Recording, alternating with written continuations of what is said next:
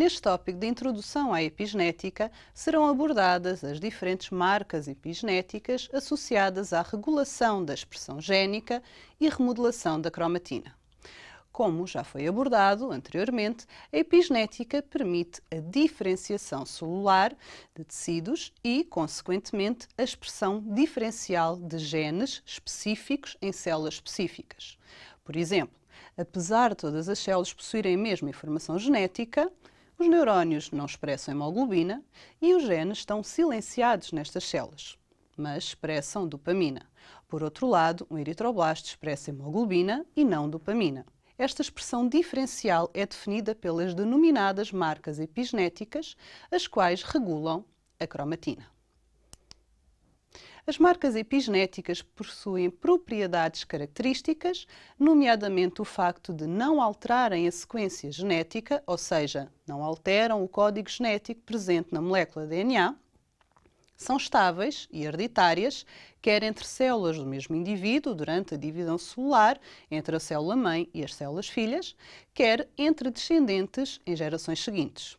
São alteráveis, ou seja, apesar de serem estáveis, podem ser removidas e alteradas em processos dinâmicos. E, evidentemente, estão associadas à regulação génica e, consequentemente, à organização da cromatina. As marcas epigenéticas reconhecidas como mais proeminentes, apesar de naturalmente existirem outras, são as modificações de histonas, particularmente a acetilação e metilação de histonas, que formam o chamado código de histonas, e a metilação do DNA. O código de histonas é constituído por modificações pós-traducionais de histonas, as quais são eventos de processamento covalente que mudam as propriedades da proteína por adição de um grupo químico, que pode ser um grupo acetil, acetilação, um grupo metil, metilação, um grupo fosfato, na fosforilação, a um ou mais aminoácidos. Estas modificações estão associadas a funções biológicas como a transcrição e silenciamento de genes, heterocromatização, reparação do DNA, replicação, entre outros processos cruciais para a célula. Relativamente à acetilação de histonas, esta modificação pós-tradução corresponde à adição de um grupo acetil à cauda de histonas que forma o nucleossoma. Este processo promove uma alteração da conformação da cromatina, tornando-a mais favorável e acessível à maquinaria transcricional celular, mais aberta e, deste modo, associada à transcrição ativa. As histonas são acetiladas por acetilases de histonas, as HAT, as quais, evidentemente, fazem parte integrante de complexos transcricionais e de remodelação de cromatina.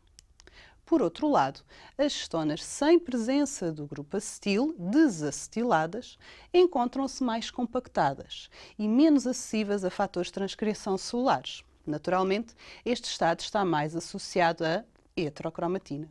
A desacetilação de histonas é um processo a cargo das HDAC, as desacetilases de histonas. Aconselho a ver o vídeo Chromatin Histones and Modifications, Rate by Science.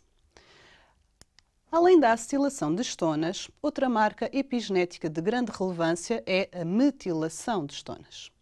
Neste processo, ocorre a adição de um grupo metil aos aminoácidos constituintes da cauda de histonas, no nucleossoma, e é efetuado pelas proteínas metiltransferases. Por outro lado, a desmetilação é levada a cabo pelas desmetilases de histonas. Ao contrário da acetilação de histonas, a qual está particularmente associada a um estado de cromatina mais descondensada, no caso da metilação de histonas, o processo não é tão linear, o que faz com que exista um código de metilação de histonas associados a aumento ou diminuição da expressão génica dependente da histona e da lisina metilada. Ou seja, enquanto marcas como a metilação da histona H3 do nucleossoma na lisina 4, denominado como H3K4, sendo o K representativo da lisina, estão associadas a eucromatina e, portanto, a um estado de cromatina mais descondensada, com uma grande atividade transcricional e expressão génica, e com a presença de diversos fatores de transcrição. Marcas, como a metilação da estona H3 na lisina 9, que corresponde a H3K9, estão associadas a um estado de maior compactação da cromatina e, consequentemente, a zonas de heterocromatina com baixa densidade génica e, evidentemente, de expressão génica. Este código possui naturalmente outras marcas associadas, incluindo também outras estonas, como a estona H4 e acetilação de lisinas. Estas marcas epigenéticas são coerentes e complementares entre si, formando o denominado código de estonas. Além da metilação dos aminoácidos que formam a cauda das estonas, existe também a metilação do DNA, sendo que esta foi a primeira marca epigenética a ser descrita e é, até hoje, considerada das mais relevantes e mais estudada em todo o mundo, e em vários modelos celulares e animais, quer in vitro, quer in vivo. A metilação do DNA consiste na adição do grupo metil ao carbono 5 da citosina, que constitui a molécula do DNA, ficando esta a ser denominada 5-metilcitosina. A metilação de citosinas ocorre principalmente em dinucleotídeos CpG. Sendo uma das marcas epigenéticas mais relevantes, a metilação de DNA está envolvida em vários processos celulares, incluindo silenciamento de genes, imprinting genómico, inativação do cromossoma X, expressão génica diferencial e flexibilidade de regulação e transcrição do fenótipo. Tal como na metilação de estonas, a metilação do DNA ocorre através da atividade de enzimas denominadas metiltransferases, sendo que pode ocorrer em contextos simétricos, na qual é mantida a simetria da sequência por metiltransferases de manutenção, ou em contextos assimétricos, nos quais são colocados os grupos metil, de novo, em cada replicação de DNA. As citosinas metiladas correspondem a aproximadamente 1% do genoma humano, sendo na sua maioria em contexto simétrico. Relativamente às metiltransferases de manutenção, as DNMT1, estas permitem então que durante a divisão celular as células filhas mantenham exatamente o mesmo código epigenético relativamente à metilação de DNA existente na célula-mãe. Após a síntese das duas novas cadeias de DNA, as metiltransferases adicionam os grupos metil à citosina 5 do DNA nos mesmos locais existentes na célula-mãe. Deste modo, estas metiltransferases permitem a manutenção do padrão de metilação das 5-metilcitosinas. É relevante referir que muitas vezes ocorre inativação incompleta ou completa destas enzimas em células tumorais humanas e a sua sobreexpressão induz mortalidade embrionária por hipermetilação.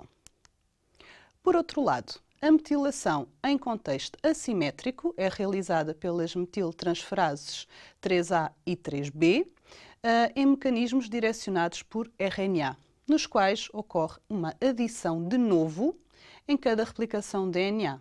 Este processo é fundamental para a metilação de novo em embriões, com localização e espaço temporal específicos, a metilação de satélites e centrómeros e na ativação do cromossoma X.